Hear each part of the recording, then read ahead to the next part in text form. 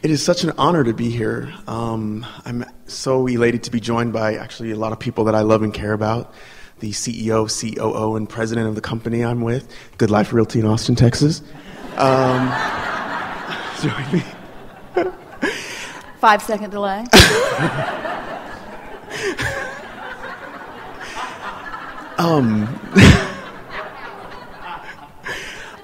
I've always been so weird. Even when I was a child, I never felt like I fit in. Good. Yeah. Mediocrity doesn't suit you. Yeah. Thank you.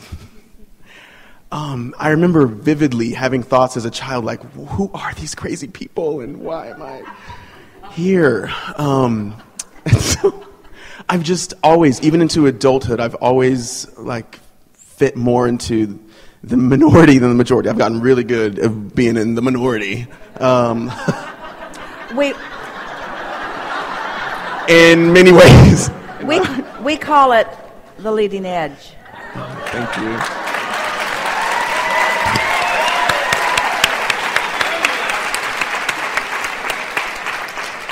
Thank you. And so I've always had different beliefs, different thoughts. If my mother knew I was here, she would literally roll over and keel over. And so, yeah, I've just always had different beliefs, different thoughts than people around me, which has been a challenge because,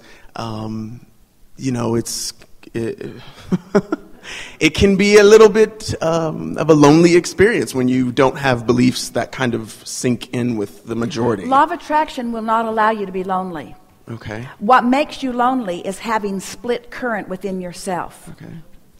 Because when you have figured out who you are and you offer a pure vibration about it, law of attraction brings you others who are in vibrational sync with you and you have a really good time. But what makes life miserable is you vibrate on what you know and then you vibrate on the fact that they don't know it, and then you vibrate about what you know and then you vibrate on the fact that they don't know it, and then you bring all kinds of people to you who are not a vibrational match to you because you've got both vibrations going on in your experience. You got a big wobble going, you see. Isn't it nice to know that you can eliminate the part of your attention that is bringing to you the factors that you don't like to experience when they get there? Yeah. We've been talking a lot about, and we want to hear more from you, but we've been talking a lot about alignment. We've been talking about emotions. And for Esther, when she came across the word clarity equals alignment to Esther. And the reason is because clarity, the feeling of clarity, is no wobble with lots of momentum. That's the feeling of clarity. When you're focused upon what is wanted with no element of what you don't want in it, and you've done it long enough that the momentum, law of attraction, has gathered it until it's really moving, that is high-flying living. That's what you want to live, you see. And when you taste that every now and again, it makes you hungry for it. It makes you sort of crave it. But until you have control of your vibration, you can't always accomplish it. And that's when it makes you want to call them the crazies. Yeah. But what we want you to understand is the crazies wouldn't get into your experience if you didn't have a little crazy going on. What are you trying to say?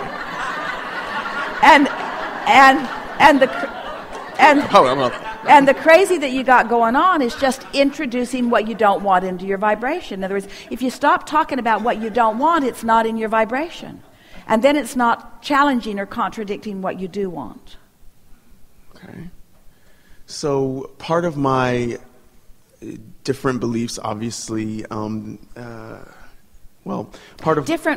let's start there. Different beliefs from who? In other words, part of my different beliefs. From my family, from most of my peers, people that I interact with. So give us two of those beliefs that are in contradiction or that are contrary to what your family or your peers would have you believe.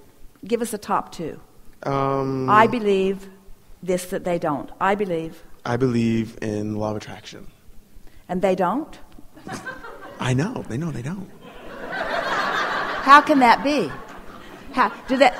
That's like saying, I believe in the law of gravity and my family won't go along with it. Yeah. Using the word... When they go out, they expect to fall up. Yeah. Using the word universe as a source of contention in my family. Yeah. Because Because Well, universe is an interesting word. The reason that we use the word universe is because it's easier than saying, if we didn't have the word universe, this is the way we would have to tell the story, which is sort of long and boring for most people.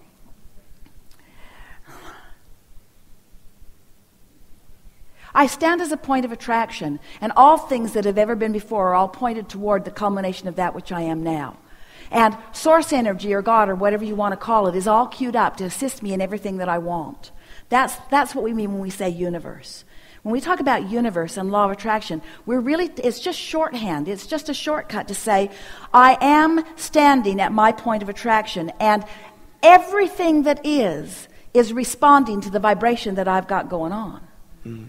So they're using buzzwords too. They use a buzzword that we really don't like to use, God. And the reason that we don't like to use the buzzword God in the way that they don't like you to use the buzzword universe is because God means to so many people something that isn't even close to what God is. Their God is judgmental. Their God is pushing against things. Their God is making long lists of what you shouldn't do. Their God is clearly outside of the vortex.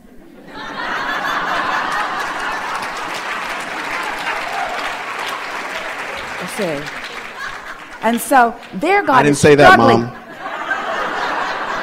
Their God is struggling. Their God is striving. Their God has hardship. Their God is trying to validate. Their God is trying to justify. Their God seems to believe, or their perception of their God, let's say it the way it really is. Mm-hmm. Their perception of God is that you must struggle your way into ease. Mm-hmm. And law of attraction defies that. And everything that you live shows you that, you see. So don't worry about it. Once you really have a grasp on this, everything that is will demonstrate what you know to be true. Mm-hmm. And everything that they're living is demonstrating what they know to be true too. Yeah. Yeah.